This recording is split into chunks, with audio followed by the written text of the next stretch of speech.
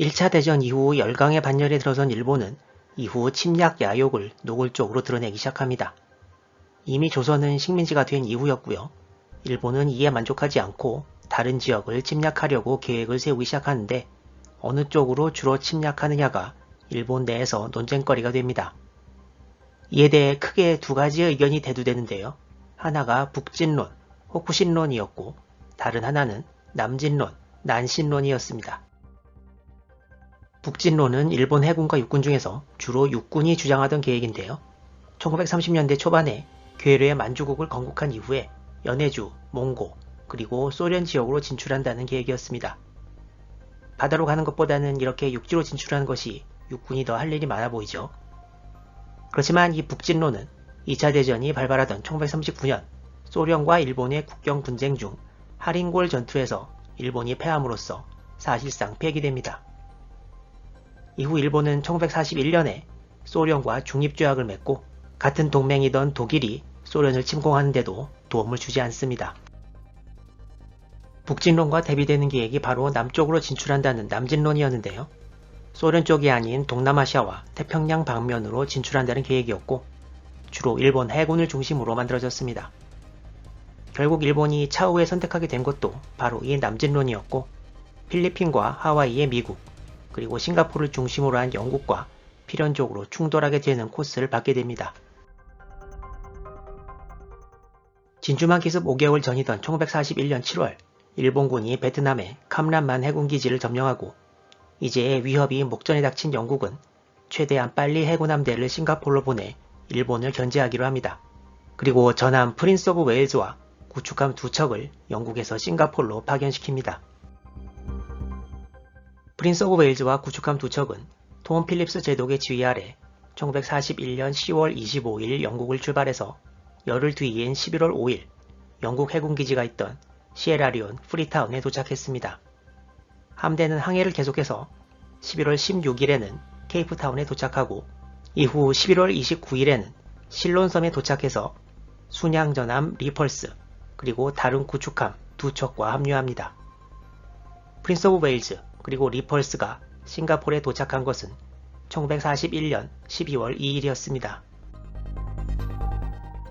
영국이 대형 군함들을 싱가포르에 방어 목적으로 보낸다는 것은 이미 공개된 사실이었는데요. 일본 해군의 야마모토 제독은 이에 대비해서 일식 육상 공격기 36대를 원산 해군 항공대와 일본 남부의 카노야 해군 항공대에 보내서 유사시에 영국 군함들을 격침시키기 위한 집중적인 어뢰 투하 훈련을 시작합니다. 1941년 12월 8일 말레이시아 북부 코타바루에 일본 육군 제18사단 병력 약 5,200명이 상륙합니다. 일본군의 말레이시아 점령 작전이 시작된 건데요. 동시에 싱가포르에도 일본군 폭격기가 영국 군함들을 폭격했지만 피해는 없었습니다.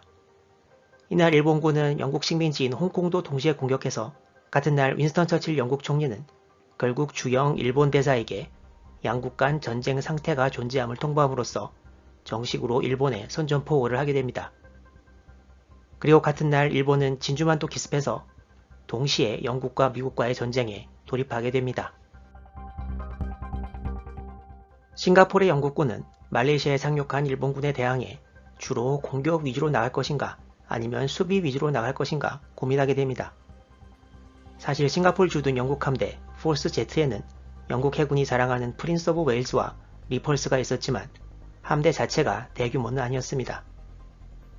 하지만 필립스 제독은 나름대로 여러 요소를 생각해서 공격 위주로 나가기로 했는데요.